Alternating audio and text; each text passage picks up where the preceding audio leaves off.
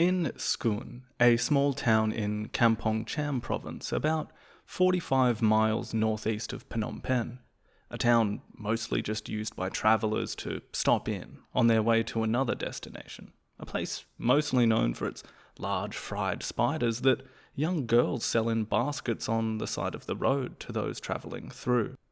Well, here, a young man, thinner than average, in his mid-20s, stood beside his bicycle that was parked outside the local high school that he taught at. He was finishing yet another cigarette, the last of his second packet of the day so far. Wearing navy blue trousers, sandals, and with a white tucked-in shirt, the gentle breeze blew the heavy smoke away from his face, which had become almost gaunt since he had left Phnom Penh 2 years before. He had a kind of scruffy look in comparison to some other graduates in his position, but this was no indication of his teaching ability, and he himself had been a gifted student. His name was Kangek Eve, and he was a mathematics teacher.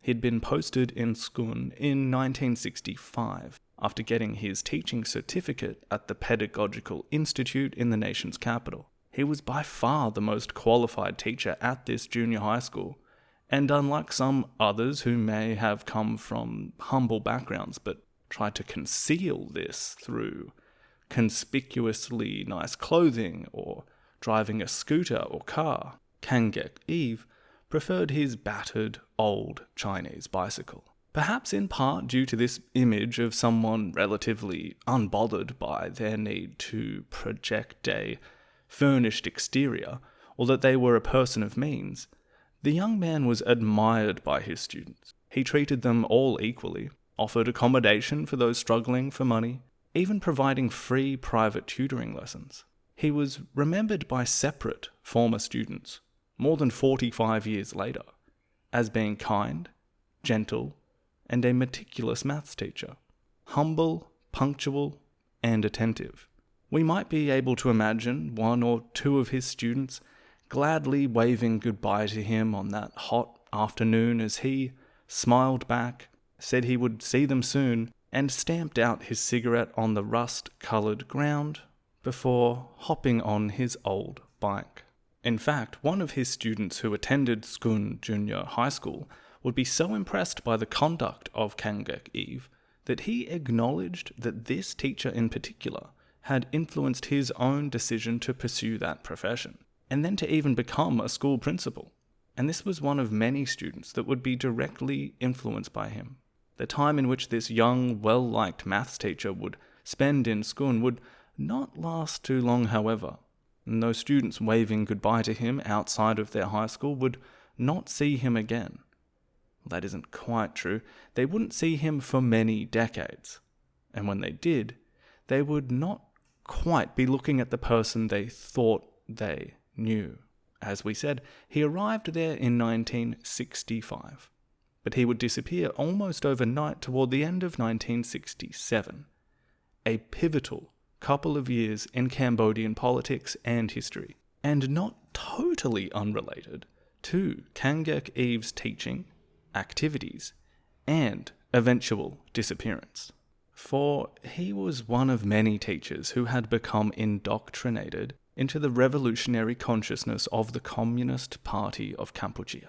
In fact, the Pedagogical Institute in which he had gained his teaching certificate was run by Son Sen, a former member of the Marxist Circle in Paris, a leading member of the CPK, one of the first leaders to flee Phnom Penh in 1963 for the jungle where he was currently residing, and eventually will become Democratic Kampuchea's Minister of Defense. And as if Kangek Eve's outwardly meagre appearance was not enough of a giveaway of this particular maths teacher's political leanings, perhaps the copy of Mao's Little Red Book poking out of his pocket was. And added to this were the routine introductions to communist theory he would include at the end of his lessons, sometimes even organising student groups to help local farmers make their paddy embankments, or that he would show Chinese propaganda films to students on an evening, instead of drinking alcohol and dancing during the local festivals, as some of the other teachers would. Kangek Eve had been a committed revolutionary when he was given his posting as a teacher in Kampong Cham. But in the years between 1966 and the beginning of 1968, he had become more zealous, dedicated, and functional, not just introducing students to communist ideology, but grooming those more responsive into the movement, forming their own cells and study sessions. He had also taken on responsibilities including the distribution of books, leaflets, and other propaganda for the party. But, as I said, this coincided with the beginning of a very tense period of Cambodian history. As we shall explore in this episode, through the beginning of 1967 and into 1968, Cambodia will devolve into civil war. It will relinquish its shaky grip on the title of Island of Peace amongst the surrounding wildfires of the Second Indochina War. Cambodia was now seeing a steep increase in arrests, intimidation, imprisonment, torture, killings. The Sihanouk regime, with Prime Minister Lon Nol in a prominent position, was unleashing a brutal repression of those even suspected of being connected to a native communist movement that until now Sihanouk could hardly have conceived of. An underground conspiracy which had grown like a rot within an apple, previously invisible, now coming to the surface, seemingly everywhere, all at once. Naturally, you might imagine that someone with a copy of Mao's little red book hanging out of their pocket, who wasn't shy about expressing his political position in and out of the classroom, might come under suspicion from the local government security forces, and as a result, Kangek Eve did need to go into hiding in October 1967, following brazen attempts by himself and other communist teachers in Kampong Cham to have students distribute leaflets in different areas which condemned Lon Nol, the functional fist of Sihanouk's governments, as a traitor. But within a few months, government police would track him down and arrest him.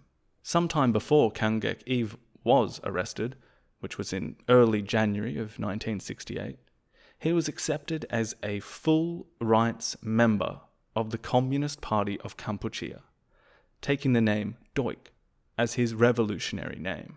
Yes, Doik. We have mentioned him in the show before, some time ago now, in reference to this infiltration of the teaching space that the embryonic CPK had initiated in the mid-1950s. He had just become a student back then, and he is about 15 years younger than the Pol Pots, Yang Saris, and Nuon Cheas of the story. So, just coming up into a Cambodia that they had already begun to affect.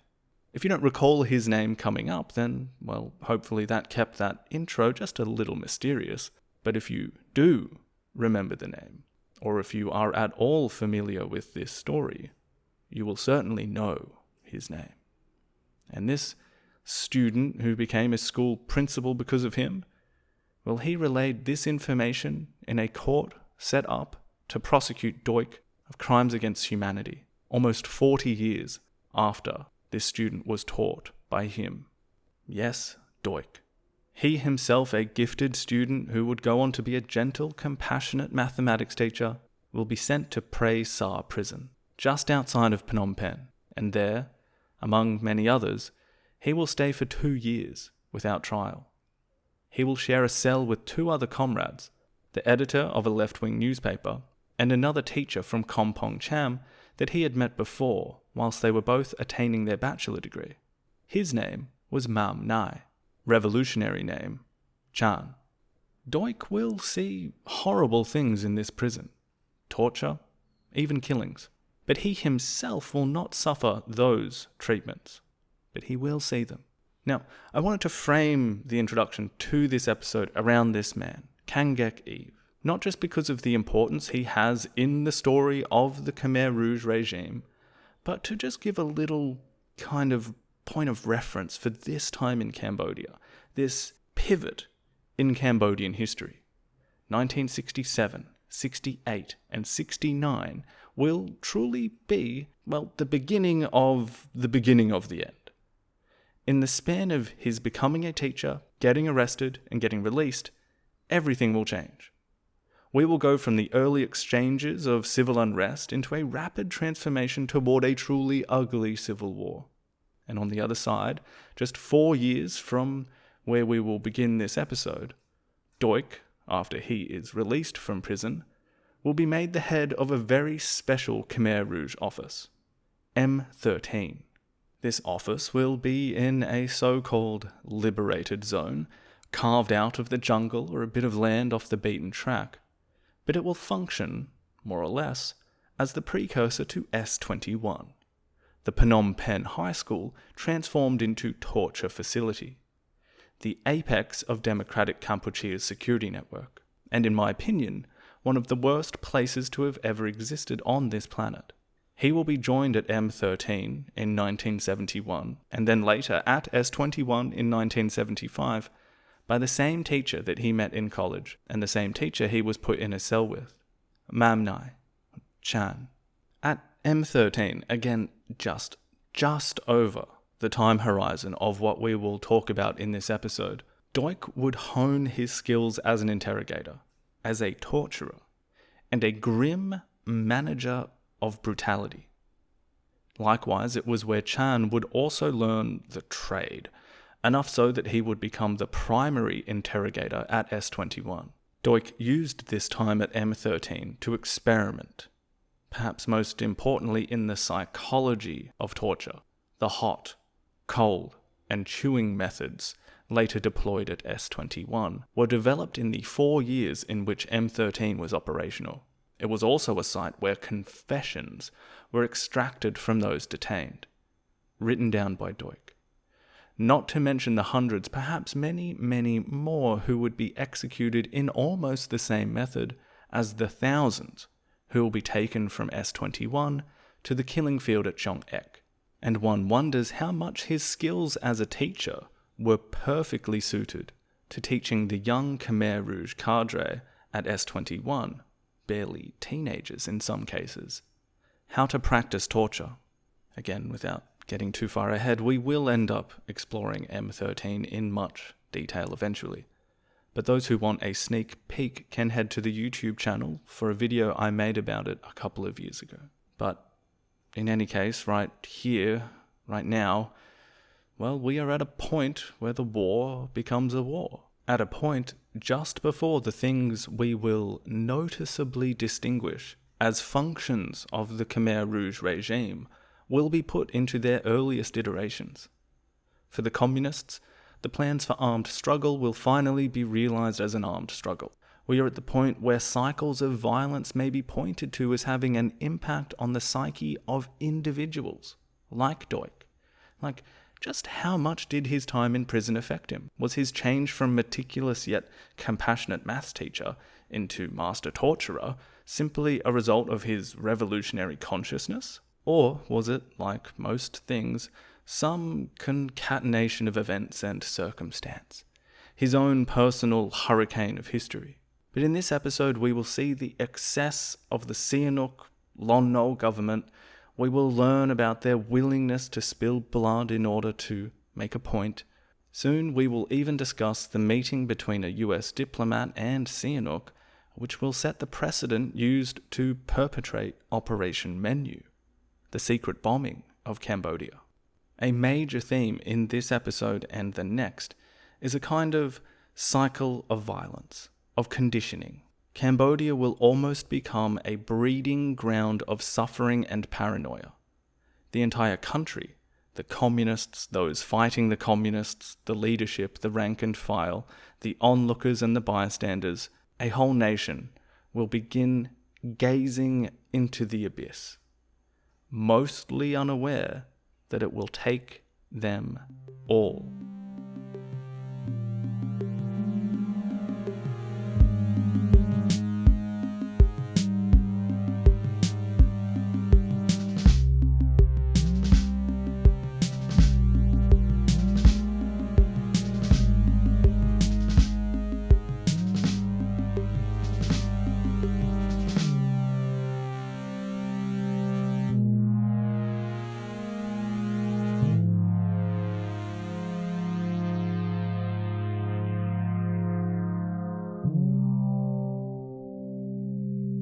everyone.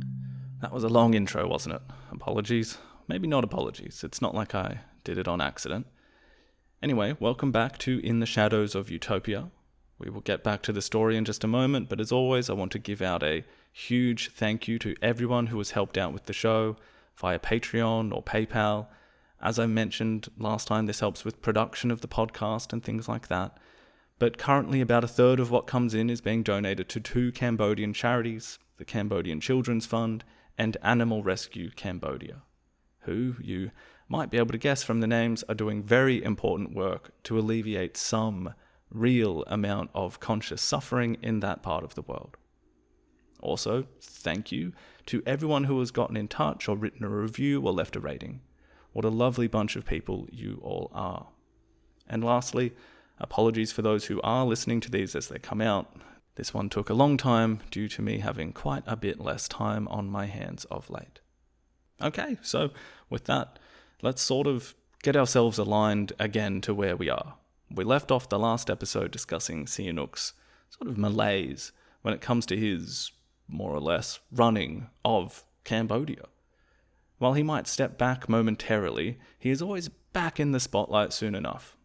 And speaking of spotlights, we spent a bit of time exploring how he had become a director, actor, producer, writer of many average movies, as well as, leading a country through several crises, particularly economic, and this is just as the Vietnam War becomes recognizably the Vietnam War, from about 1965 onward.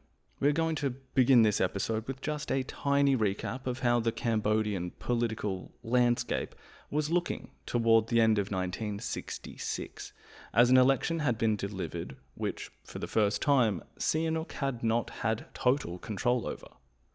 One that will have important implications. And as I stated in the intro there, this episode is going to cover a very important event, an outbreak of violence that Cambodia will not have seen since the First Indochina War, a rebellion near Battambang in 1967. So we will explore all the things that led to it and who was behind it, then later move on to the ramifications of this to the Khmer Rouge as they move toward armed struggle, and what that looks like as well, and what other countries think of that, and what will happen to the last remaining openly communist figures operating in the public, as Sihanouk and Lon Nol begin crushing any native communist resistance that they can get their hands on. Essentially, this is a period where the contradictions between the prince's foreign policy and his internal ones will become highly pronounced. This is a two-parter. The next episode covering how this crisis evolves into the Cambodian Civil War through late 1967 and into 1968. But those of you who have read the title of the episode will no doubt be aware of that already. In any case, I'm very excited to get into this era of the story, so let's begin.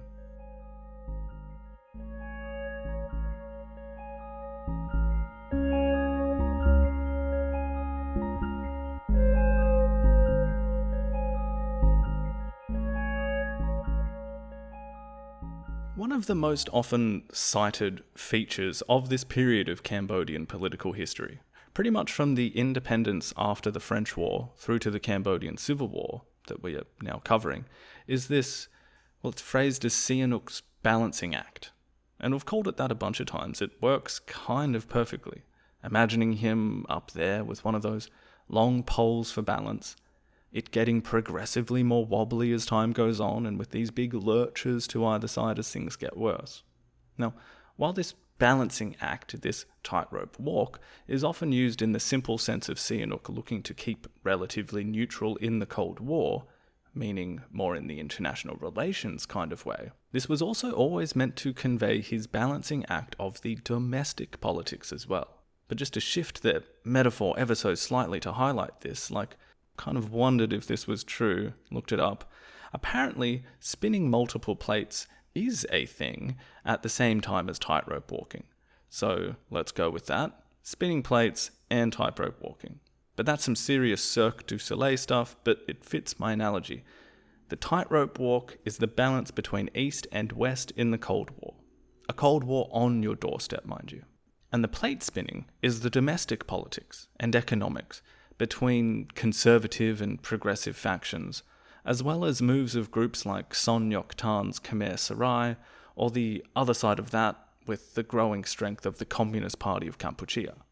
He has to manage all of this and keep tightrope walking. And it works quite well because Sihanouk himself really has taken it upon himself to act as the guy. He's the guy in charge. He tries to do it all. Him, personally. And when the right gets too strong, he publicly indulges the left, and vice versa. One week he's calling for the heads of communists that oppose him, and the next he is saying that Cambodia needs to be more socialist. And we've seen with the CPK, they feel up against the wall now, and are plotting their way out. And it must be said that the conservatives in Cambodia will also begin to feel the need to react when it is all going against them as well. And there is, as we've seen, a strong interplay between the international kind of tightrope act and the domestic front plates spinning. You'll recall Sihanouk making time to praise, say, the People's Republic of China very loudly and very publicly, while at the same time utterly crushing, say, the domestic, public, legal Cambodian leftist party, the now defunct Prachia Chon party. So, as we've traced this balancing act, which will last about 15 years, we are right at the moment where Sihanouk begins to get the death wobbles, and soon plates are going to start falling, and a big gust of wind from abroad is going to trip him up. He will lose control completely and fall headfirst. And not for the last time, a really significant development in this will occur while Sihanouk is resting in Paris, receiving a dietary cure for one of his ailments. Sihanouk had left for Paris at the end of 1966, leaving his new Prime Minister in charge, Lon Nol, who had emerged as leader following the General Assembly election which took place a few months prior. An election where there was a kind of conservative wash, as Sihanouk did not choose who would be contesting the vote in each seat. Basically, this meant that anyone with a bit of money to spend on advertising, well, bribing people as well, buying votes essentially, anyone who could afford that won. So more business people and richer conservatives naturally filled that void. There were a couple of exceptions, of course. Khieu Samphan and the other prominent leftists, Ho Yun and Hu Nim, whom Sihanouk had invited into the Sankum a couple of years earlier, well, they maintained their seats, predominantly down to the respect that they had built up in their own electorates. As we said in the last episode, though, this was an assembly that for the first time in, ever, everyone voted in pretty much owed nothing to Sihanouk for getting their seat. And there were even a few members who we could consider to be outright hostile to the former king. This was an assembly that might have been a little unimpressed with Sihanouk's continual courting of communist countries, coupled with instigating some socialist policies like nationalizing certain industries, as well as turning Cambodia's back on US financial and military aid a couple of years prior. And the guy leading this new government, Lon Nol, who Sihanouk was pretty okay with taking the post as he had been a long-time servant, had not seemed overly ambitious, and could be safely used in the position as a means of placating the more conservative elite in the country. It basically looked to Sihanouk, and as we mentioned in the last episode, a lot of people in Cambodia and watching Cambodia at the time, like all of this was just the status quo, more of the same. And it did take that appearance. It goes without saying that Sihanouk is still very much head of state, still pursuing this game of playing the different political factions off of each other in a way that preserved his power more than anything else. But what was perhaps less easy to see at the time was that his usual maneuvers to put the left or right off balance would be harder to pull off in this new setting, where he didn't quite have the control over things as he used to. Either way, while he is off in Paris in the New Year period of 1967, Lon Nol and the new cabinet will work at trying to correct some economic policies that had been set in place, which they felt they had the remit to do. The most important of these, for our story, will centre around the Battambang region in January and February of 1967.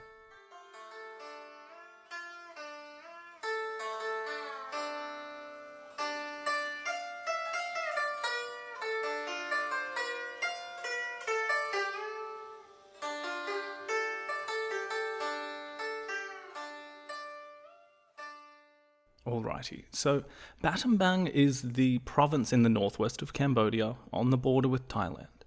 And I don't think it's too much of a stretch to call it like the breadbasket of the country, or the rice bowl as it were. Now, the reason that Lon Nol and his cabinet focused their attentions here was due to this rising problem that in the previous year, almost 2/3 of Cambodia's rice export had basically been sold on a market which completely eluded government taxation. And remember, rice is pretty much the export, which then funds government spending. So if it isn't being sold in a way that the government can heavily tax, then it is as if it just evaporates into thin air. Like, think of whatever country you were in. What's the biggest trade? Is it some kind of oil, gas, technology, agriculture, tourism? Whatever it is, just imagine 2/3 of it going missing one year. You've got a crisis. Where was all this rice going? Well, as we have touched upon in a previous episode, the Vietnamese communists were purchasing this surplus rice from the farmers via a few clandestine middlemen and at a rate which was far higher than the Cambodian government. And then they were having it smuggled into liberated areas of South Vietnam to feed the war effort. So, problem. In an already dire set of economic circumstances, this seemed the most obvious issue for Lon Nol to address, and Battambang the most obvious place to try and do so. Now, Battambang is an interesting place on top of this because if you'll notice its location and highlight some of the history of this particular province, we can build up this picture of a kind of volatile area. It's an area with close ties to Thailand, and where Phnom Penh has always had a bit of trouble in extending its full control over. Like, if we cast our minds back a little, recall the ownership of parts of Cambodia on the border by Siam and then Thailand in the pre-modern era, and then as recently as the Second World War, when this territory was annexed and then ceded back to Cambodia, or French-controlled Cambodia. Since then, it was a really anti-French stronghold during the First Indochina War. You'll recall how the Sihanouk was basically formed there out of support stemming from Thailand. This was, by the way, at a time when Lon Nol himself was actually governor of Battambang. So, add a couple more public downvotes to his name with that part of his resume. You've got almost these kind of semi-dormant networks of anti-government activism and know-how. I mean, the future second in command of Democratic Kampuchea, Nuon Chea, he was born in Battambang. And on that note, you've got Rus Nim, one of the old-school Sihanouk, who had been imported into the Cambodian communist movement. He was also a local, and he has been the so-called zone leader of this area for some time now. And on top of that, you also have a general feeling of peasant unrest in this part of the country that is heightened compared to many other provinces. Because Battambang, due to its use as this fertile farming area, had been where a large percentage of the Khmer Rouge, these ethnic Cambodians who remained in what became South Vietnam, well, they had sort of been guided and incentivized to move back to Cambodia and into Battambang by the government more or less over the last decade or so. So you've got more immigration into this area, plus competition for farming areas had been made worse by large purchases of land by the wealthy who then rented it back to peasant farmers. Essentially, Battambang much more closely resembled what could be described in kind of classic Marxist terms, as wealthy landlords and disenfranchised peasants. Something more akin to the Vietnamese situation that had been so easily exploited by the ideologues of the Vietnamese Workers' Party. Plus, just a lot of people who were fed up with the government were in this area. What I'm sketching out here is an area with a lot of ticked-off peasant farmers. Peasant farmers with plenty to legitimately complain about and with an affinity for anti-government feeling. And this is where Lon Nol will decide to, personally pursue what was known as the ramassage du paddy campaign.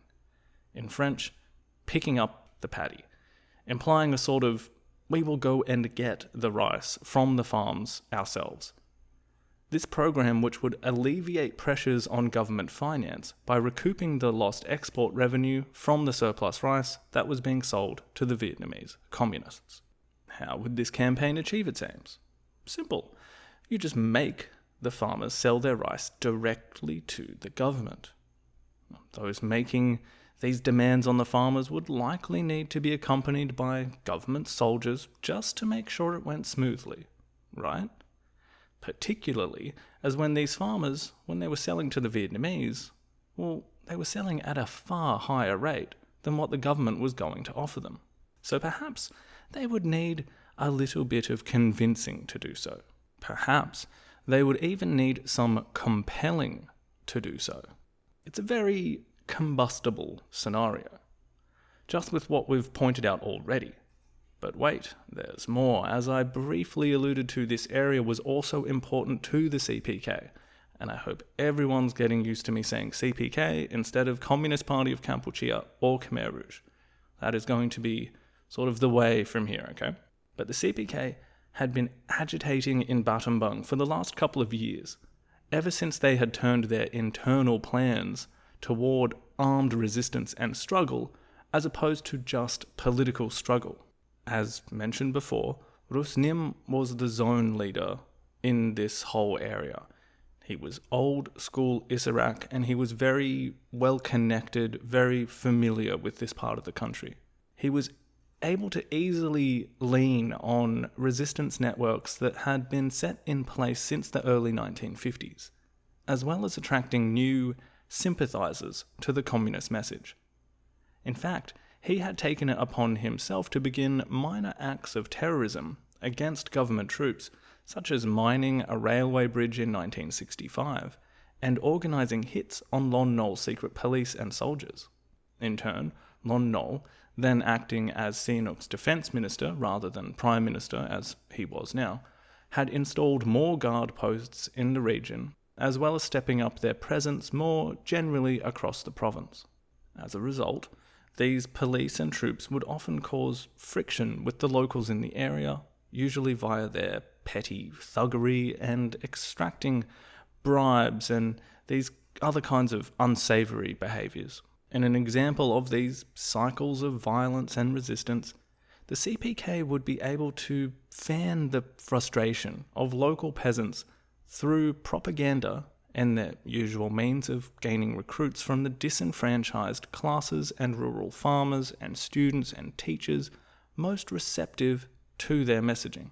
So you can imagine what happened next when this ramassage campaign to forcibly extract rice harvests at very low prices via the implicit threat or explicit threat of state violence was put into full force at the beginning of 1967. Now, I've spent a bit of time here outlining the various frictional elements of Battambang that will result in significant unrest here, because there are big questions about just how much the CPK will be responsible for what happens next. Some historians claim that this will be part of a national, concerted, and pre-organised plan on behalf of the communists, while others will say what happens next is more or less a spontaneous uprising, only tangentially related to communist activity and encouragement. We will explore this more in a moment, but whatever the precise causes were, clashes will soon break out, as the soldiers who are accompanying these forced purchases of rice will begin acting brutally, stealing, abusing their power, abusing local women.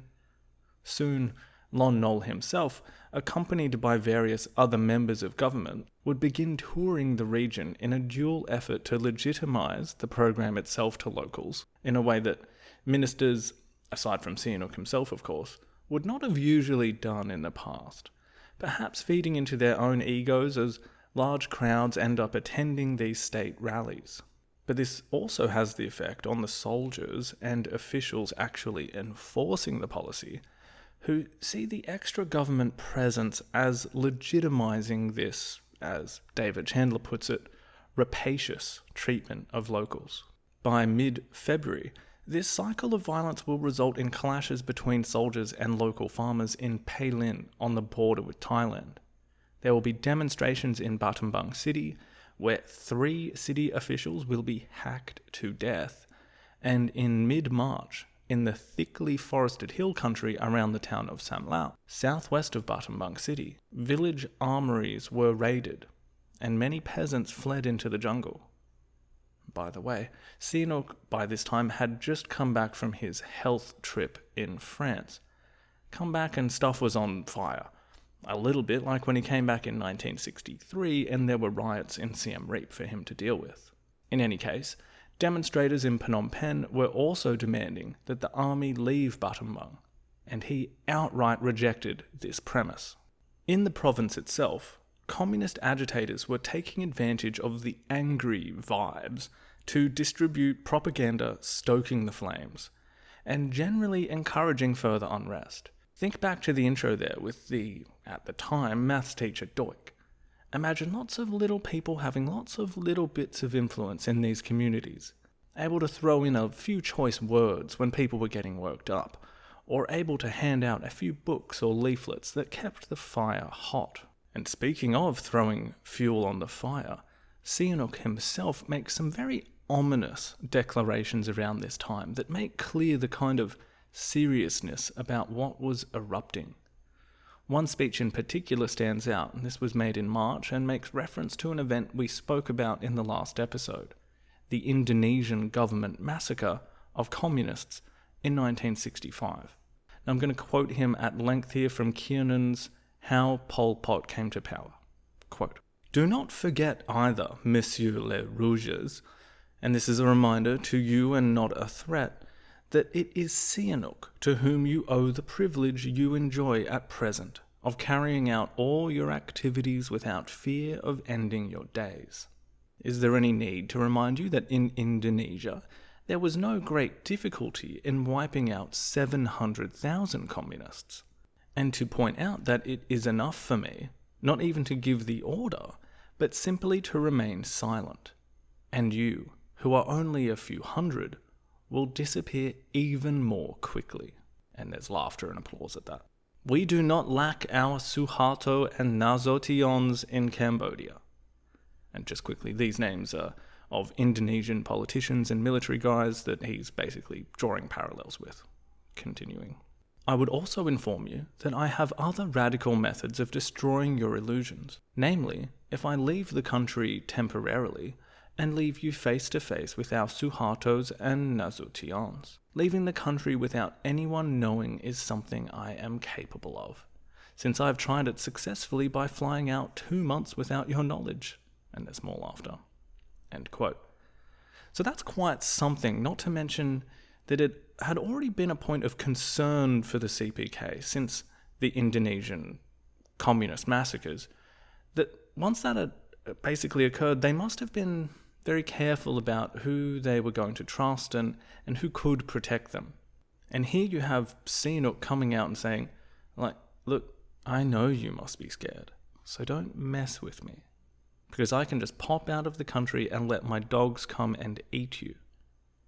And Kiernan also points out here that Sihanouk is giving them some classic Sihanouk bluff and double bluff. He's not only saying, we can stamp you all out, no problem. He's also saying, look, I'm actually the only person standing in the way of you getting stamped out. So if you start stuff, I don't know, maybe I won't be there to protect you. It's really interesting to see him he's flipping between good cop and bad cop in the same speech. and it's interesting to see how his warnings will play out. Anyway, what we have here is a series of minor crackles and pops in response to this government program spearheaded by Lon Nol. But then, on April 2nd, 1967, we do see the genuine outburst of peasant revolt, as well as the response.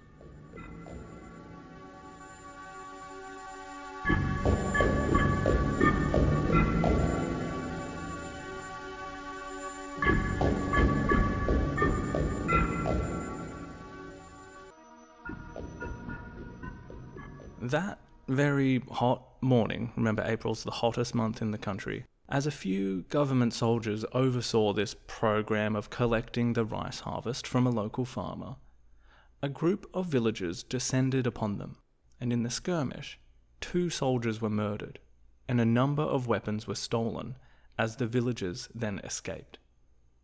Then, on that same afternoon, many more joined those same peasants, and they marched back to the place where the soldiers had been killed, which if nothing else makes quite a statement, doesn't it? Going back to the scene of a crime with more angry supporters, supporting that murder. This time, they brought more weapons, as well as banners opposing the Lon Nol government and imperialism, which says something about their influences and perhaps who was making them such things. They marched from the point of the murders to a nearby village, gaining more supporters as they went. By the time they arrived at Stung Kran Hung, the site of a large state-controlled farm and also a station, it's kind of like a youth wing of the Sankum Party, if that makes sense. I'm struggling to come up with a relevant comparison, but it was enough that it was a state-run enterprise that represented the resentment against the theft of their land from local peasants into the hands of some kind of government transplant. In any case, it was burnt to the ground. By evening, they had successfully attacked 2 more army posts in separate villages, and even executed a regional chief. Over the next 4 days, the attacks continued. Bridges were destroyed, more weaponry was seized, and large-scale disruptions had been inflicted in what was the beginning of what will be known as the Samlaut Rebellion. The government response to this was rapid and deadly. A platoon of paratroopers was sent to the area to protect the population from these rebels and to safeguard nearby posts. Sihanouk would describe this as repression and pacification. The army soon finds a hideout consisting of ration depots, and in a nearby forest they find huts and kill 1 rebel. They begin recovering the stolen rifles, and across a variety of engagements begin capturing many prisoners. Hundreds are rounded up, beaten, and interrogated. Their conduct while doing so, well, you can imagine it wasn't exactly done with a light touch. And via this combination of the initial rebel attacks on the bases, and now this attempt to quell the resistance on behalf of the army, there were naturally many innocent people caught up in the middle of this, and they probably were not going to look radically different from those who were fighting the government. A natural response for many of these villages was also to flee into nearby forests and jungle. Of those that were captured and interrogated, and presumably were connected to the rebellion, it is alleged that some began to confess to taking orders from big chiefs in Phnom Penh. We will explain more on that later, but suffice to say that Sihanouk, given his preoccupation with the Khmer Rouge as being directly associated with the public leftists like Khieu Samphan, well, he basically begins to blame them outright in speeches, without knowing who was really leading the Cambodian communists, and without knowing just how much they had orchestrated this rebellion.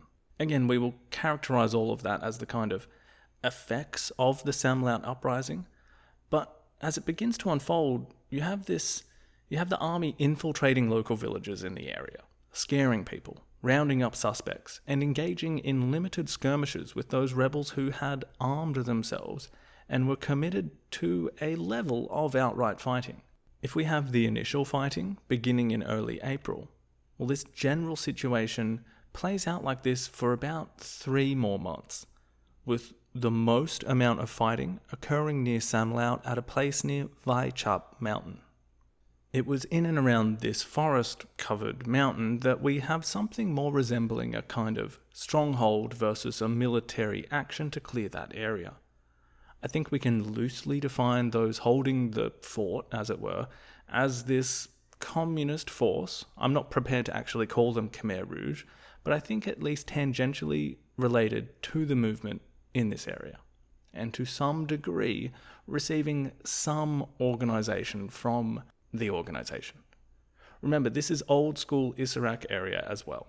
So let's say a few hundred as this core force, able to fight and engage with the government military.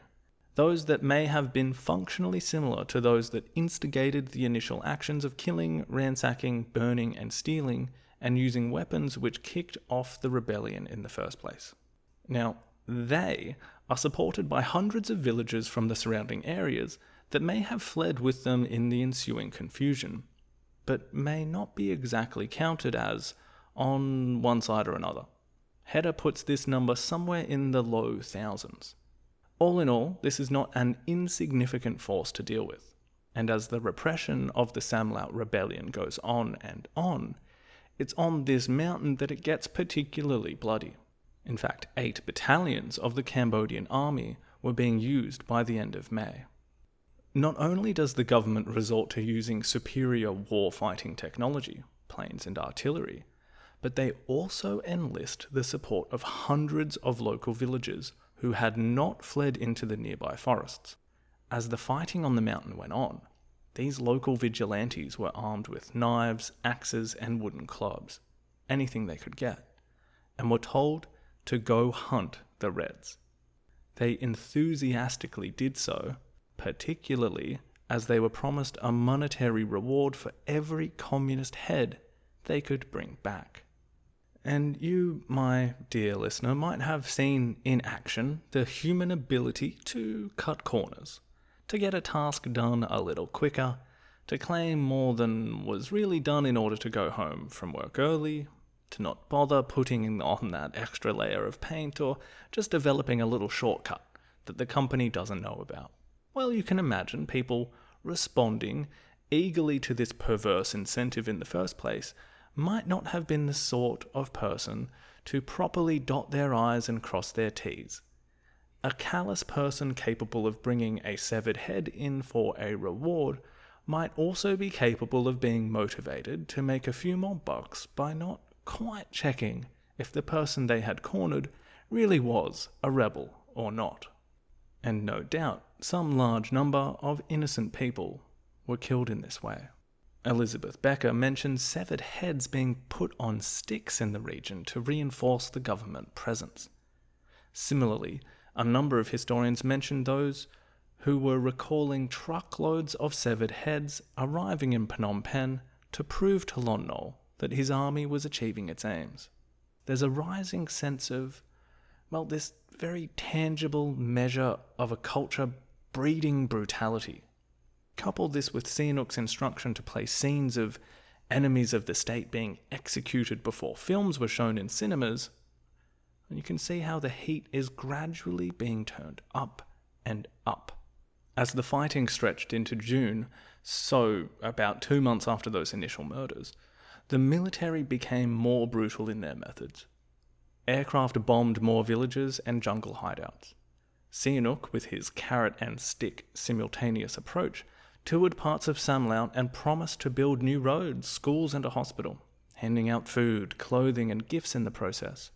He offered an amnesty of local rebels and the release of prisoners held in Battambang and Phnom Penh. But, as Ben Kiernan points out, the army at this time was bent on clearing Vai Chap Mountain, even after the crisis was announced as officially over by July, and government operations intensified and whole villages were sometimes burnt to the ground, and others were surrounded by the army and peasants were massacred. 1/16 of the Cambodian armed forces, more than 2,000 troops, had been sent to Battambang and Samlaut to pacify and repress. David Chandler, in his biography of Pol Pot, characterizes the end of the Samlaut Rebellion as such, quote, Mopping up around Samlaut went on for several months. Rewards were given for delivering severed heads to the authorities. More than 1,000 victims lost their lives. Many of the survivors became permanently embittered. Violence sputtered in the region for the remainder of the year, although Sihanouk declared the rebellion finished by July. The killings resembled the massacres in Indonesia, albeit on a much smaller scale, in that it was a settling of scores against communists and went unpunished. End quote. What Chandler points out there, as do many other historians of the period, is that there is a kind of shift that occurs with Samlaut. While it was not new for Lon Nol to have enacted kinds of targeted reprisals before, well, that had generally been against individuals, or at most small groups. This level of state-sponsored violence was being perpetrated against whole villages and communities. Chandler mentions about 1,000 victims in this, few months of concerted fighting. And that's a best guess. Sihanouk himself once said that the death toll may have been 10 times that, although in later memoirs he amended the figure to be fewer than 100. But when we consider at least the impression that people had got about heads on pikes, truckloads of severed heads coming into Phnom Penh, planes strafing villages, indiscriminate killing by peasant vigilantes of anyone even plausibly part of this anti-government chaos. Well, as I said, we don't fully know, but a safe and realistic estimate might be around 1,000 dead, as Chandler suggests.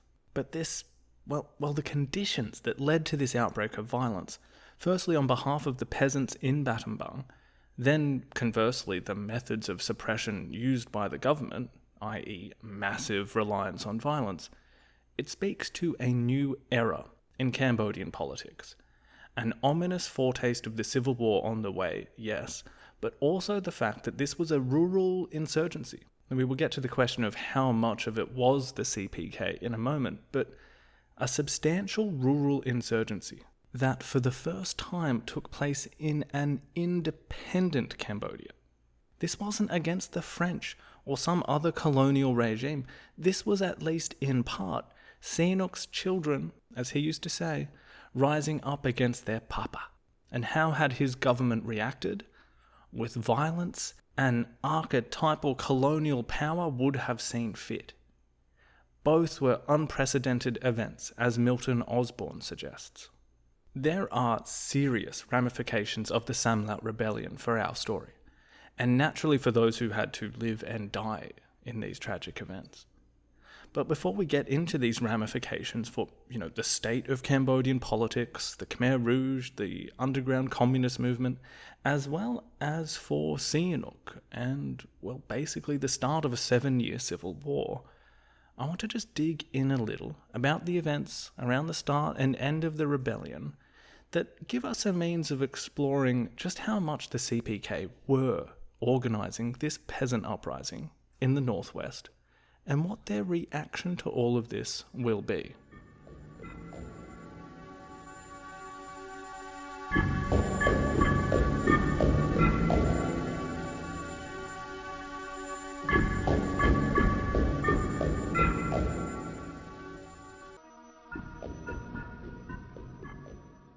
So we discussed the sort of tensions in Battambang and how they may have been slightly unique in comparison to the rest of Cambodia at this time. Like, they were really ripe for that kind of propaganda that would appeal to class warfare and certainly anti-government action.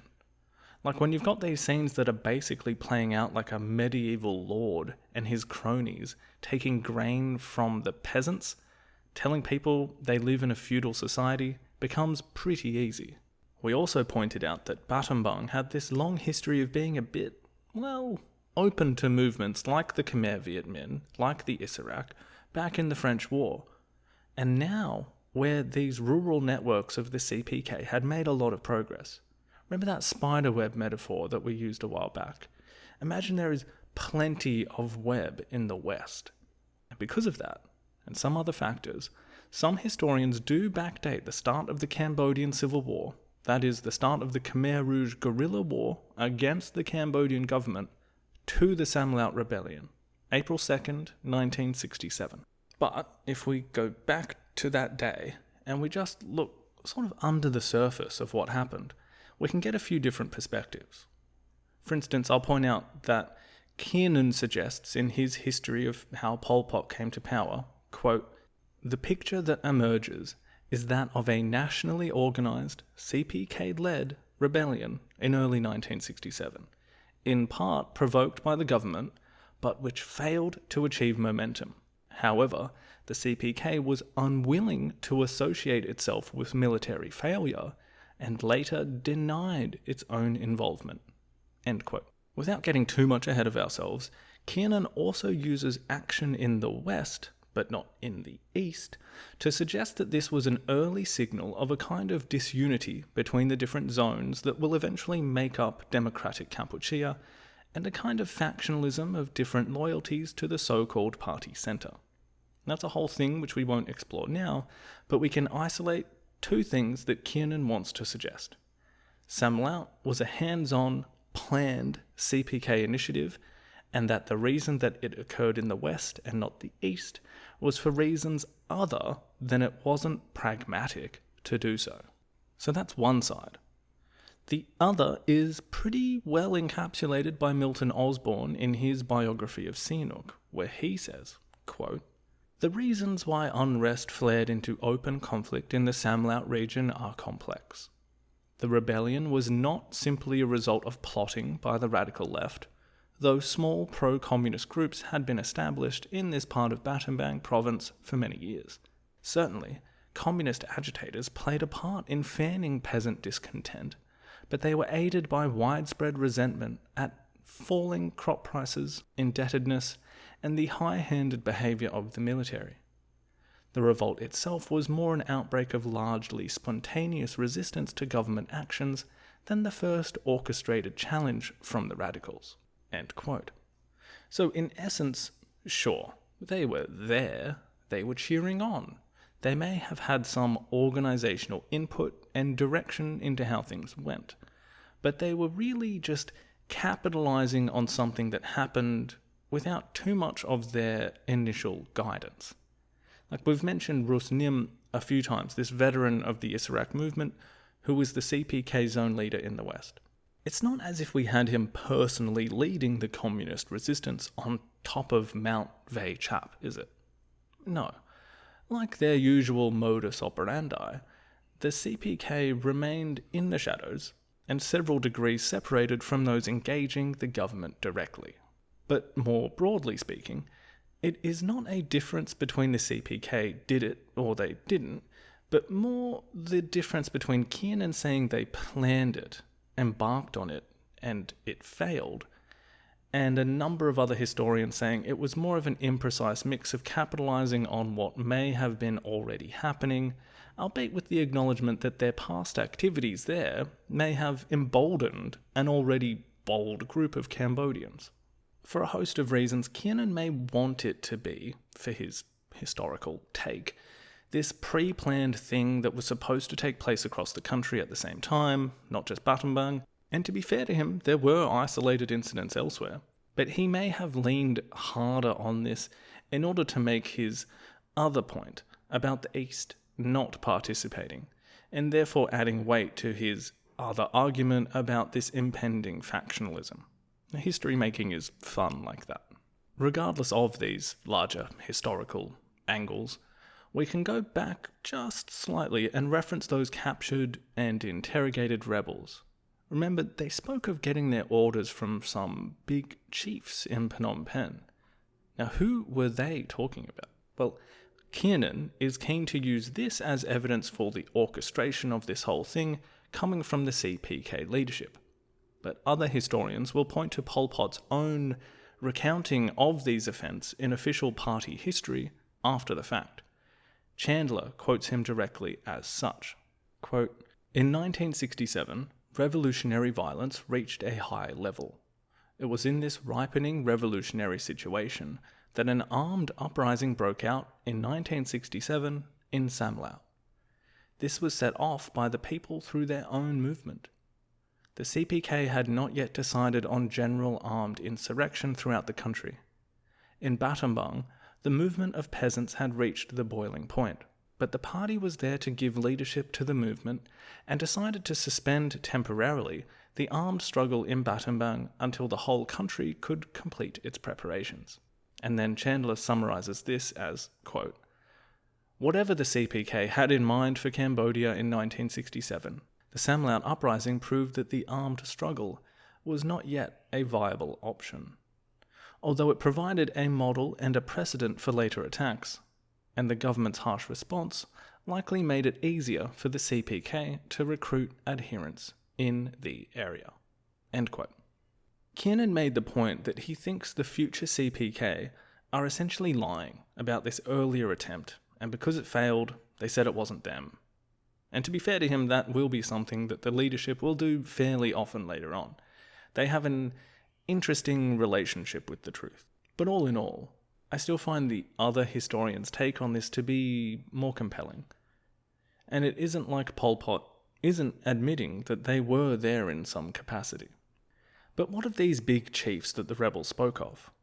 Well, in the earliest moments of the Samlaut Rebellion, local communists, that is, those within networks connected to the CPK, would have been encouraged by those in Phnom Penh to have exploited the initial uprising.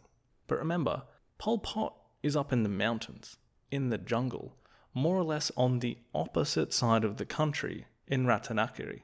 So the person acting as leader in Phnom Penh would have been Nuon Chea, brother number 2.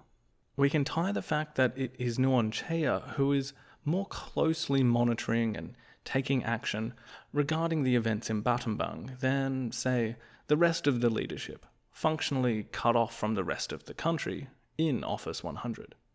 Like, basically on the actual other side of the country, in the forested mountains, and weeks away in terms of functioning communication with the rest of the underground. Like, if we accept that, then it also makes it harder for us to take the Kiernan angle that all of this was planned, closely managed, and proactively fought by those representing the full leadership of the CPK.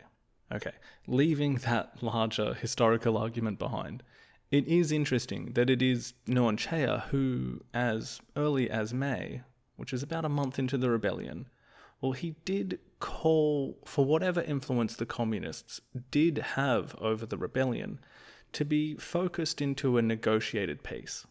That the reaction from Sihanouk and Lon Nol was far more extreme than they had predicted, and that they needed to stop before they were all killed. To adhere to the official party line, which was, at this point, we're not doing an armed struggle. This more or less connects what Pol Pot would say 10 years later in that official history I quoted. We praised the people that were doing what they were doing, we gave a bit of guidance, and then we bailed when it got too crazy, and we learned from it. Given the turnaround time between a porter to have been getting info to and from Battambang to Phnom Penh, where Nuon Chea was, to Ratanakiri, we sort of have to assume that brother number 2 is more or less acting on what he is seeing without much, if any, direct input from Pol Pot. Which, I know I've repeated this a fair bit, but Nuon Chea is vital to this whole project.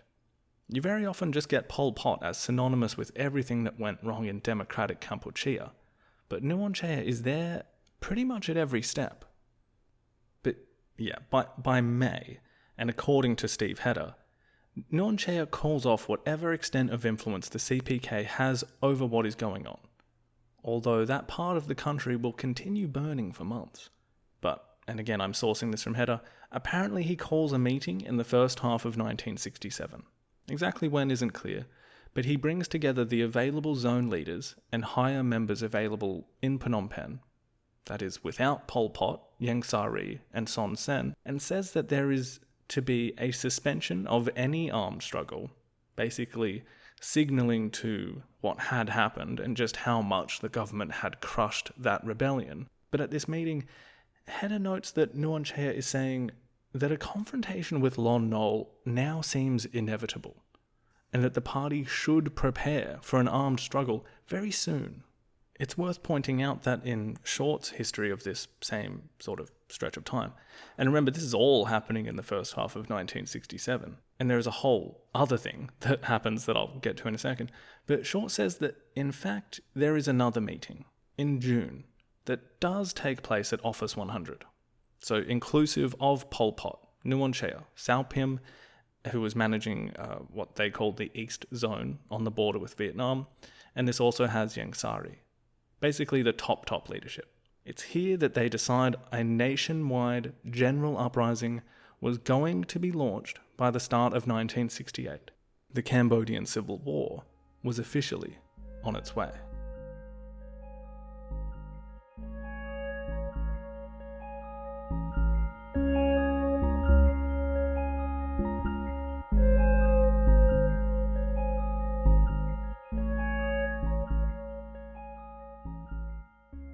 So that's sort of how the Samlaut Rebellion happens from the perspective of the CPK leadership. Their involvement, or lack thereof, and their reaction to what happened, and their planning in the aftermath. Again, all first half of 1967. But we've missed out on how Sihanouk reacts. So let's kind of Rashomon this from his side as well. Funnily enough, for him, that confession given by one of the captured rebels that there were big chiefs in Phnom Penh orchestrating this, well, this is a real brain breaker for Sihanouk. Firstly, you've got that overarching, for drama's sake, I'll say heartbreak of his children openly contradicting him, if that's not too sugar-coated for a violent rebellion with potentially thousands of victims. But this news, that it is stemming from big chiefs in Phnom Penh, this means that Sihanouk can't blame the Vietnamese, Northerners or Southerners, or the Thai, or Son Ngoc Tan, or the CIA. No, he is finally faced with the idea that there is a native communist plot to overthrow him. Remember, he'd always had this kind of like, this is where the term Khmer Rouge came from. He used that phrase to refer to a kind of lefty commies out in the open with your French education and your penchant for critical theory. He'd always been able to point the finger at such openly politicized individuals like your Tion Mums, your Kang Van Saks, then your Khieu Samphans, Hu Nims and Hu Yuans. Like, whatever, you Khmer Rouge, do your worst. But he always thought a real communist threat was essentially still just the Khmer Viet Minh. They had never really become Cambodian communists. Always just an outside influence from the Vietnamese. And he pretty much had a deal with them, so he thought it was all sweet. But this was different. This is the oh no moment of realizing that there was a genuine Cambodian communist movement looking to violently oppose him. The call is coming from inside the building. However, he still doesn't quite get it from this confession of big chiefs reaching his desk, instead of presuming there was a vast secret underground network of Cambodian communists, some in the mountains, some operating with double lives in the cities. He simply thinks that the big bosses in question are the most prominent left-wing politicians in the country. He still holds on to the idea that while there might be some local Reds that are to blame for Samlaut, and that there was this, the prominent leftists like Samphan, that they were connected to what happened. But he felt the underlying thing is that this all still somehow must be coming from abroad. And speaking of the abroads, Samlaut will naturally get a mention, albeit not a hugely detailed one, in just about every serious book about the history of the revolution in Cambodia. But there was very little interest at the time from pretty much anywhere else except those directly involved in it in Cambodia. As Osborne says, quote, "To the extent that international interest was focused on events in Asia, two much bigger stories dominated the media: Vietnam and the Great Proletarian Cultural Revolution." End quote. So this is just some little backwater country with its backwater prince politician and its peasants having a little grumble. and being hunted down for it and even bombed by their own government for doing so. But it's just not big news for everyone else. We will have a little look at Vietnam just at the end of this episode, as well as the Cultural Revolution in the next. But for Sihanouk, Samlaut and the reaction to it, it seems vitally linked to both Vietnam and China. And while he is admitting that there is this local communist contingent looking to challenge him, the bigger worry is that this Samlaut Rebellion was some sort of signal that both his domestic and foreign policy assumptions were coming under threat. Again, remember this balancing act with the tightrope walk and the plate spinning. I'll quote Osborne's biography of Sihanouk again here. Quote, "Always fearful of a future communist-controlled Vietnam, the prince had hoped that his policy of clandestine appeasement, which allowed materiel to be transported through Cambodia to the Vietnamese communist forces, would ensure that his regime survived whatever happened across his eastern boundary. At the same time, he believed his cooperation with the Vietnamese communists would inhibit their assisting the small domestic communist movement within Cambodia. For further protection, assuming that the worst should come to pass and a communist Vietnam became a threat, China would be able to restrain his eastern neighbour." End quote. As I said, we will do a bit of a deeper dive into the Cultural Revolution and how its effects are reaching other places in part 2, but let's just say there is a not insignificant amount of Sino-Khmer who are rather loudly supporting what is going on in China under Mao, and this becomes a concern for Sihanouk. And the other half of that is Vietnam, where Samlaut for Sihanouk is this kind of, hey, I thought we had a deal moment. And Sihanouk figures that because it must be coming from abroad, he will attempt to finesse some foreign policy in order for the North Vietnamese to call off their big chiefs in Phnom Penh, and therefore in Battambang. That's his sort of solution to this problem. After Lon Nol steps down from being Prime Minister due to health reasons, he was in a car crash in the first quarter of 1967, Sihanouk creates a new government that he hopes will be able to appease some of the mounting pressure that had come as a result of the Lon Nol cabinet.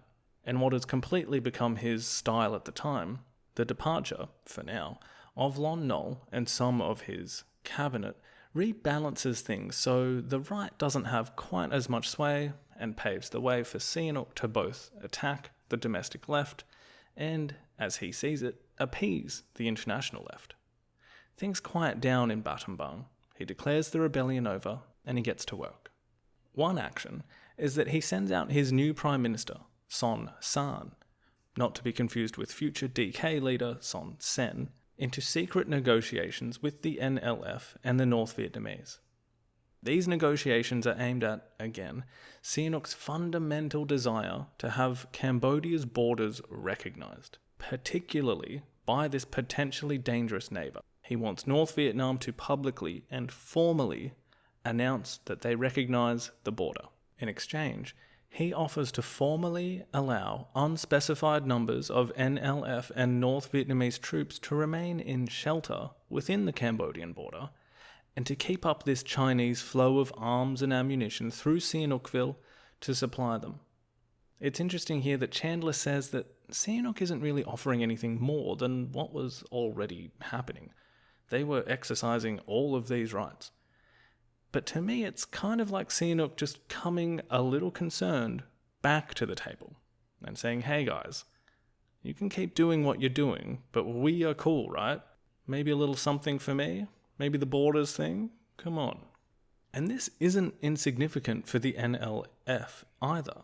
This is a foreign country meeting with them as a kind of delegation. It bestows upon them a degree of legitimacy. And the Chinese and the Soviets are happy with Sihanouk on this, and they also decide to recognise Cambodia's borders as well. This is exactly what Sihanouk has been wanting. But, as always, it does have its necessary effect in domestic Cambodia, as once again the pro-Western elite see this overt socialist direction to things. For Sihanouk, he's been betting more on North Vietnam than South for some time, so he's hoping that there will be some gratitude down the line, and he also assumes that doing this will result in the Vietnamese calling off their insurgents in the shape of Cambodian communists, whom he assumed they controlled completely. Still, but that doesn't mean he wasn't going to try and eradicate what he could of these Khmer Rouge and their big chiefs.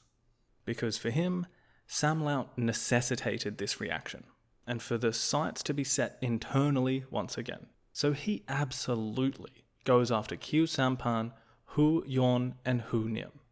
All Paris-educated, all very Marxist circle, but none of whom actually had a leadership position in the CPK. And on April 20th, just over 2 weeks after the rebellion initially started, he makes a speech which states that these three might have to go before a military tribunal, just like those Khmer Sarai who were captured, paraded about in front of the assembly, and very quickly sentenced to death. He threatens to make these three disappear in repeated threats. 2 days later, Samphan does not come home. His brother recalled years later for Philip Short what happened. Quote, "My mother served dinner as usual at 7:30. The two of us sat at the dining table and waiting for him to arrive. We stayed there until 11, without eating, listening for every footstep and every sound. Then my mother broke down and began to cry. She cried all night." End quote. Hu Yuan, another contemporary of Samphan in this openly leftist part of the Sankum, he vanished soon after. Hu Nim openly appealed to Sihanouk for mercy and pledged allegiance. He did not vanish, for now. Most people assumed that Lon Nol, and naturally on the word of Sihanouk, had eradicated them. Short says that soon, grisly rumours began to circulate about the way their bodies might have been disposed of, later confirmed by one of the prince's long-time French advisors. He told guests at a private dinner party hosted by a cabinet minister that he knew precisely how the two MPs had been killed. One had been burnt alive by sulfuric acid, and the other crushed by a bulldozer. Apparently, this was followed by a thoughtful silence by the Cambodian guests present, who knew that was probably the way that Sihanouk would have behaved. However, as many of my dear listeners would know, Samphan was not dead. He is still not dead at time of recording. On the 23rd of April, 1967, the day after Sihanouk's threat, Samphan had contacted a CPK handler and met with Hu Yuan on 2 occasions that day, and they were planning their own vanishing act. Samphan said nothing to his family, unfortunately leading to that rather sad scene with his brother and mother waiting for him to come home for dinner. Nuon Chea was arranging their departure, again as managing head of the Phnom Penh Party Committee, so this was, again, without Pol Pot's consultation. They did not know where they were going to be sent when they met with an inconspicuous driver at dusk, who drove them to an isolated area around 50 miles south of Phnom Penh, on the road towards what the communists considered their southwest zone. They were met by cadre who took them to a nearby hamlet in the woods, off the main road, a place inhabited by about 6 families, all related by blood or intermarriage, an unlikely situation to invite betrayal. They were completely cut off from their former lives, and far from the brains of the movement in Phnom Penh or Office 100. By all accounts, Hu Yuan hated this new set of circumstances, a kind of enforced house arrest, where all they could do was avoid being seen. Samphan, it seems, was, while out of his element, somewhat entranced by the dreaminess of peasant life. They had genuinely fled, fearing for their lives, it must be said.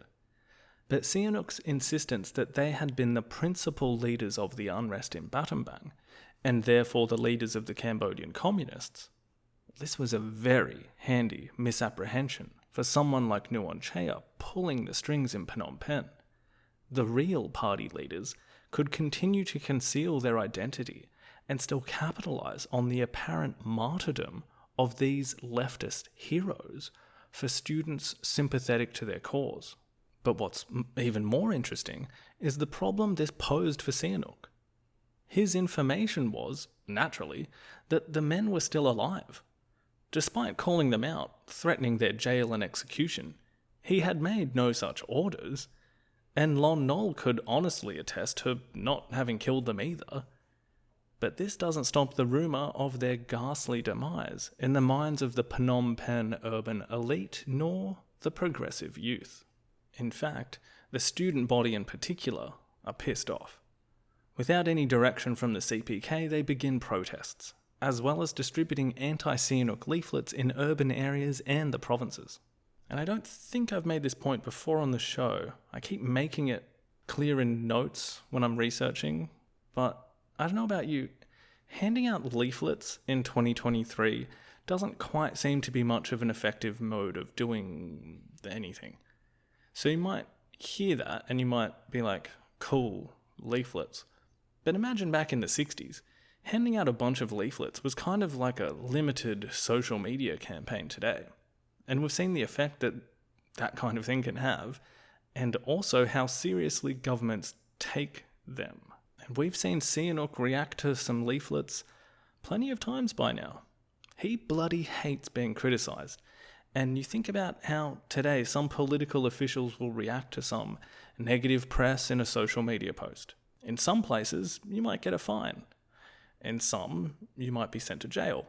And in some extreme cases, a little more. So don't think that Sihanouk reacting to these leaflets and pamphlets is this idiosyncrasy. And in tandem with his messaging around any red Cambodians, this now begins to encapsulate a much larger group of the urban left, whether communist or not. By the middle of the year, this results in the suppression of any open leftist person or group associated with any criticism of the government. And the last of those 3 MPs that Sihanouk had threatened, Hu Nim, will fall into this category due to his work for the Khmer Chinese Friendship Association. You can imagine their overt support for Mao, linked with the Cultural Revolution, was considered problematic to Sihanouk. The CPK will also make the decision to take him out of the line of fire and hide him, like Samphan and Hu Yuan, and the public will begin to collectively dub the 3 supposed leaders of the communist movement and their supposed martyrdom under the title of the 3 Ghosts. The myth of the 3 Ghosts will continue for years, as well as the impact it will have on the political sentiment of any of those Cambodians who had been impressed with someone as visible and progressive sounding as Khieu Samphan. Like, with hindsight, this can be a harder case to make, but at the time, he was a bit of a hero for social justice in Cambodia. And Sihanouk and Lon Nol burned him to death with acid and ran the other 2 over with a bulldozer. But it's not just the 3 ghosts that the CPK exfiltrate into the underground, the forests, the villages, this invisible spiderweb. Many non-party leftist intellectuals are absorbed into the rural party bases.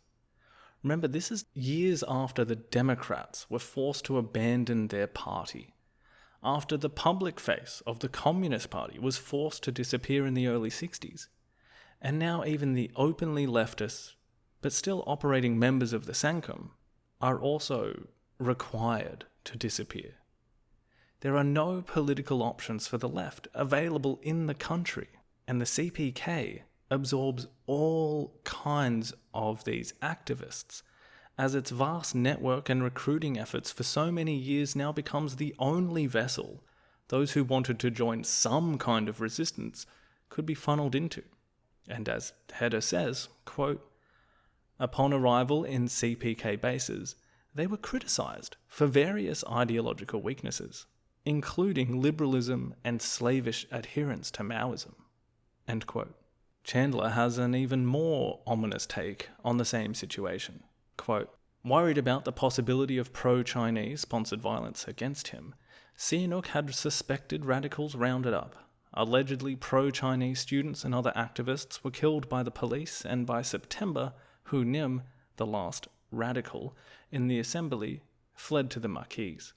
Over 100 sympathetic teachers and students followed him, before the end of the year. Few of them survived the purges of the democratic Kampuchea era. End quote. What Chandler's saying there is that these people were not sufficiently revolutionary, and many of the leftist intellectuals that returned from abroad during democratic Kampuchea, after the Civil War, well, they will meet the same fate as well. And this is where we can be just a little reflective on the Samlaut Rebellion, this spark on an incredibly dry forest. A brief forest fire with many potential suspects, causes and effects. The rebellion was viewed as incredibly important, but in two very different ways, by the principal actors in Cambodia. For Sihanouk, it was an unacceptable disobedience from his children, and the first of its kind. His harsh reaction said a lot, not only for those who were actively participating in it, but those just unfortunate enough to be caught in the smoke. And now, on the defensive, his repression spread elsewhere as he had to face up to, I'm sure in his eyes, what he felt were existential threats. And for the Communist Party of Kampuchea, their tentative foray, their sneak peek at what armed struggle might look like, taught them many lessons, and emboldened their leadership. The harsh actions of Sihanouk and Lon Nol also radicalized an increasingly large segment of a peasantry, as well as a previously non-communist urban population. The fact that Khieu Samphan had been forced to flee was the last nail in the coffin of the idea that there could be any political struggle left to be explored. It was, as we shall see, the end of what Craig Etchison calls the early revolutionary period, and the beginning of a 7-year civil war. At the same CPK meeting, around the middle of 1967, the one with the entire leadership present, they set their sights on a nationwide uprising in just 6 months' time, and Pol Pot wrote a letter to the Chinese describing their intent. Quote, "We have reached an important turning point. We have mastered how to undertake the revolution in our country. Our past experiences, notably in using political violence and in part armed violence, from the end of 1966 to the middle of 1967, have convinced us that organizationally and ideologically, our people are ready to launch a true people's war. We are now exerting leadership to that end in the country as a whole." End quote. Philip Short also states that this letter was very full of praise of the cultural revolution going on in the People's Republic, which he and his comrades were studying, will never stop studying, and it had huge praise for Mao himself. Quote, "The great guiding star who brings unceasing victories." End quote. So don't get this the wrong way. This is a declaration of war. And as all their communiques, this declaration, on its way to Beijing, was read, as they all were, by the Cambodians' comrades in the East, their Vietnamese brothers in arms. To put it lightly, they weren't impressed. Firstly, at how much Mao was getting all this praise, and secondly, what the heck? You're declaring war? How many times have we told you not to do this? The Communist Vietnamese have this really interesting problem on their hands, in the shape of the CPK. It was as recently as April and May of 1967 that the Chinese and Vietnamese had met and reaffirmed their common belief that there should be no armed struggle in Cambodia. They had been very happy, in fact, that even the Samlaut Rebellion had simmered down by this point, and their representatives had been very disapproving that this kind of thing had happened in talks with Nuon Chea. They didn't like that the CPK had removed Samphan from view, presumably because they also knew that this meant political struggle was being removed from the realms of possibility as well. Both the Chinese and Vietnamese agreed that the Vietnamese revolution was not going to be helped by a Cambodian one, and that would probably disrupt the flow of supplies they had organized with Sihanouk across the country. The status quo was working quite nicely for them at this time. Steve Hedder, in his history of this period, spends quite a bit of time highlighting how this chastising of the CPK on behalf of the Vietnamese was exactly the opposite of the propaganda they had been loudly proclaiming. that revolutionary violence was necessary, that People's War could achieve so much, even against the most advanced enemy, that the United States was coming to swallow all of Indochina. They even spelled out the steps to topple a government, like they were following in the South. The slow build-up of forces, taking out village chiefs, forming relationships with locals, taking the nighttime, and killing people who would threaten these activities. They would include lines like, "People's War was the inescapable rule for all revolutionary struggles to defeat any enemy." And this larger quote, which could have come from Democratic Kampuchea in 1977, and I would have believed it. The correct attitude was that no matter how small the revolutionary forces, the strength of the people is invincible. Regardless of how powerful the enemy might seem to be, the moral strength of revolutionaries was also invincible and capable of generating material strength. As long as an enormous and boundless strength of revolutionary spirit was combined with a combative spirit and a determination to overcome difficulties, it would be possible to develop a have not to a have, and from weak to strong, realizing the inevitable truth that the revolution can certainly defeat the enemy. But they tell the Cambodians, no way, that's not for you, not now. In this familial metaphor that works so well, it's like the older brother telling the younger one that he's too small to play with the big boys, but at the same time constantly telling everyone that size doesn't matter.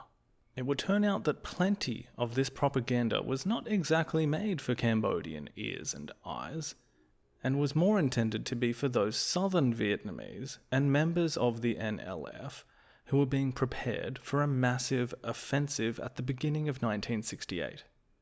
One necessitated by increasing amounts of US firepower and pacification campaigns that were indeed having the intended effect of pushing back southern communists and causing high casualties.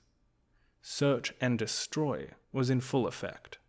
The North Vietnamese and NLF war effort required more and more reliance on its sanctuaries over the Cambodian border, as well as a need for their situation there to not be screwed up by some premature armed offensive on behalf of the CPK. So they read this declaration of war, and while they would have loved to yell in the faces of their Cambodian comrades, well, they very much needed them, and these sanctuaries and supply lines to remain for their own war effort. In fact, the whole headquarters of the NLF would be set up along the Cambodian side of the border. As Philip Short says, in the late 1960s, the Khmers and the Vietnamese were uneasy bedfellows, but bedfellows all the same. Something that is not going to go unnoticed by those in the United States looking to win their war, and perhaps will find a way to try and fix these sanctuaries, perhaps even finding a more sympathetic Sihanouk than the one that had abandoned their relationship a few years ago. The North Vietnamese dispatched some officials to try and persuade Pol Pot not to go ahead with this, but he did not relent. All they could do was not give him the weapons that the CPK asked for, instead saying you had to build it from nothing, just like we did. Next time, on In the Shadows of Utopia, the beginning of the Cambodian Civil War Part 2. A revolution waged with bare hands.